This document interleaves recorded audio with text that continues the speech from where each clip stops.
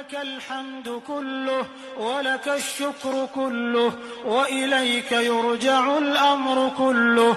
اللهم لك الحمد كالذي نقول وخيرا مما نقول، ولك الحمد كالذي تقول. لك الحمد حتى ترضى، ولك الحمد إذا رضيت، ولك الحمد بعد الرضا.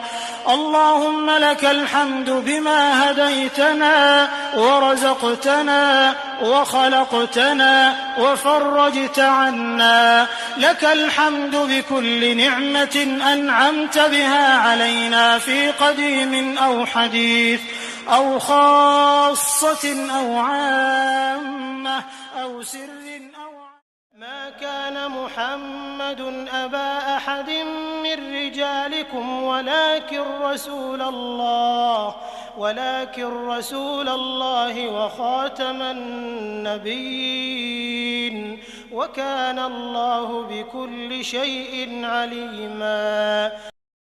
سر أو علانية، لك الحمد بالإيمان، ولك الحمد بالإسلام، ولك